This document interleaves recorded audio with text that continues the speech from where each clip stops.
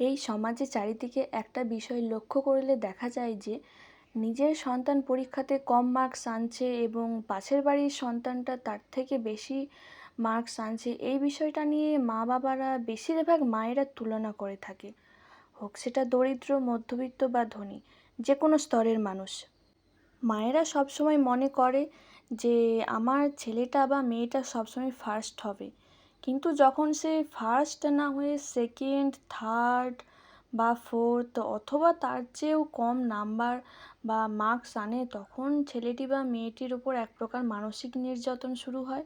প্রথমত এই কথাটি বলে, দেখ পাশের বাড়ির ছেলেটা বা মেয়েটা তোর থেকে বেশি নাম্বার এনেছে, আর তুই, তোর জন্য এত মাস্টার এত খরচা যে করলাম সব জলে ফেলে দিলি, আমার মান সম্মান কিছুই রাখলি না, আমাদের খাটতে খাটতে জীবন চলে যাচ্ছে আর তুই এত কম নাম্বার এনে ধরাচ্ছিস।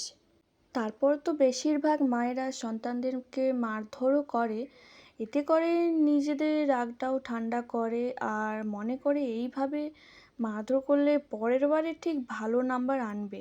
এতে করে সেই ছেলেটা বা মেয়েটা যেমন মানসিক নির্যাতনের শিকার হয়, তার পাশাপাশি মানসিকভাবে ভেঙে পড়ে, হতাশগ্রস্ত হয়। আর মা বাবার প্রতি ভালোবাসা, শ্রদ্ধার পরিবর্তে রাগ, ঘৃণা, ভয় তৈরি হয়। প্রত্যেকটা মা বাবার জানা দরকার যে সন্তানদের সবচেয়ে পজিটিভ জায়গা হচ্ছে মা বাবা। মা বাবা যদি সন্তানকে সবসময় মোটিভেট করে তাহলে সেই সন্তান নিজের সবচেয়ে বেস্ট দেওয়ার চেষ্টা করবে। আর যদি মা বাবা সন্তানকে ডিমোটিভেট করে তাহলে সেই সন্তান প্রতিনিয়ত হীনমন্যতায় ভুগবে। এক কথায় বলতে গেলে মেরুদণ্ডহীন প্রাণীর মতো হয়ে যাবে। তাছাড়া সন্তানদের পরীক্ষার নাম্বারের উপর কখনোই ভবিষ্যৎ নির্ভর করে না।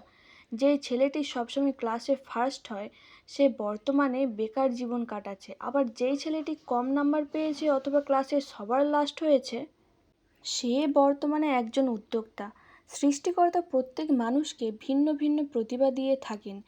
তাই প্রত্যেকটা মা বাবার জানা দরকার সন্তানের পরীক্ষার নাম্বারের উপর জোর না দিয়ে সন্তানকে প্রতিনিয়ত মনের জোর দিন, মোটিভেটেড করুন। এতে করে সেই সন্তানটার মনে তার মা বাবার প্রতি যেমন শ্রদ্ধা ভালোবাসা থাকবে, ঠিক তেমনি ভবিষ্যতে একজন প্রতিষ্ঠিত নাগরিক হয়ে উঠবে। আজকের মতো এই পর্যন্ত।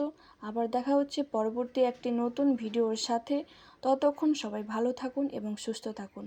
আর আমার চ্যানেলে যদি নতুন হয়ে থাকেন তাহলে অবশ্যই চ্যানেলটি সাবস্ক্রাইব করুন, যাতে এইভাবে নিত্য নতুন সতর্কতামূলক ভিডিও পেতে পারেন।